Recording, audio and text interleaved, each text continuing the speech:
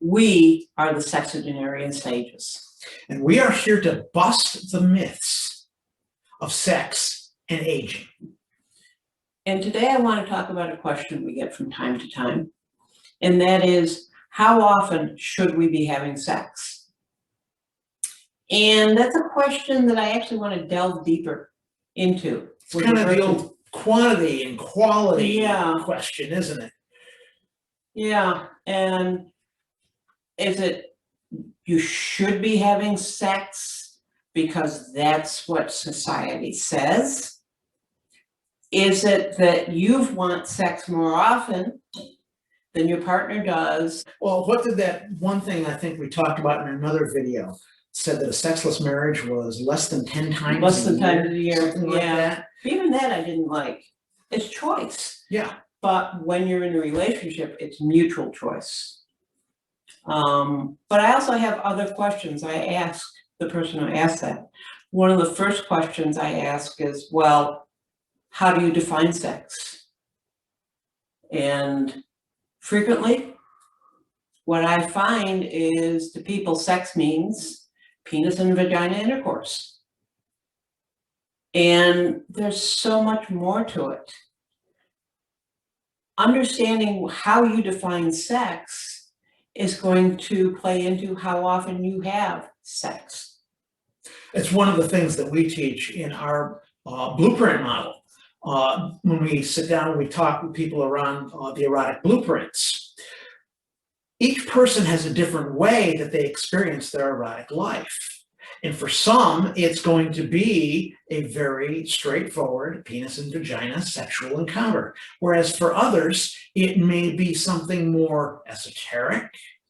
It may be something having more to do with the full senses. Mm-hmm. There are so many different ways that sex is experienced that trying to make a very narrow definition can be problematic.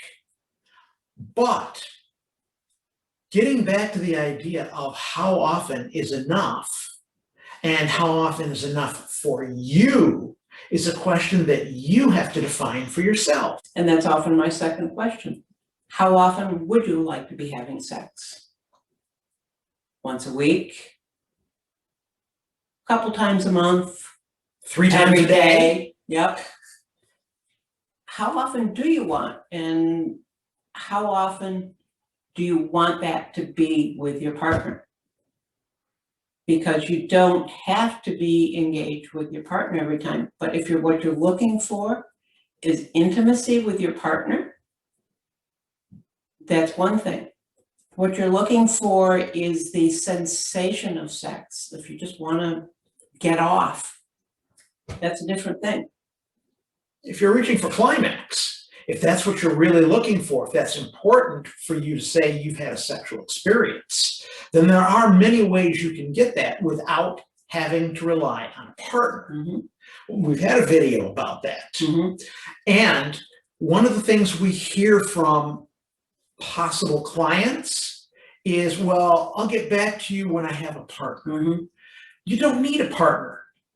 And in fact, it's important for you to discover your sexuality for yourself first. Yes. And I think that's actually really is one of the points is if you don't know what pleases you, how are you going to communicate that to a partner? And it's going to help you decide, how often do I really need this? Mm-hmm. Is this something that I want more frequently? Understanding that may actually change with age, with hormones, the food you've eaten, the person you're with. Desire waxes and wanes. There isn't a set number that's right. Right. And, right now, maybe you want sex every day. You may go through a period where, I'm willing to have sex, but I'm not looking to have sex. And that's okay. Where it becomes an issue is if you start noticing that your desire is low, but you want it to be higher. And there are things that you can do about that. There are practices that you can do to help increase your desire. And there's inner work that you can do to see, maybe there's other things going on in your life that's impacting your sex life. Maybe there's other things going on in your relationship that is making it so that you don't want to engage with your partner. Right. Psychological issues, psychological blocks. You may even have trauma that you're not aware of from your past that is getting triggered, that needs to be looked at. One point I would like to make here too is that if you're in a relationship and you have a partner that has a higher or lower libido or desire for sex than you do, it can create some friction and dissonance within the relationship. There are ways that you can work with that. It's one of the things that we work with our clients on. It's important to understand that in a relationship, you're kind of links of a chain, and the chain can only be as strong as the weakest link. So what affects one will affect the other. Finding out what the number, the frequency, the quantity of sex for you is, and finding out what it is for your partner is an important point to discuss between yourselves, to talk about, to communicate about, and determine what you're going to do to try and make sure that each member of the relationship gets what they need. And that's really my definition of how often should you be having sex. That is, how often do you need to have it for both partners to feel that they're getting what they need. I want to step back just a second to what you were saying of if one partner has a higher libido than the other. One of the things sometimes, it's not so much that one partner has a higher libido than the other. It's that one partner is not getting their needs met during the sexual encounter, so they're less likely to engage in them.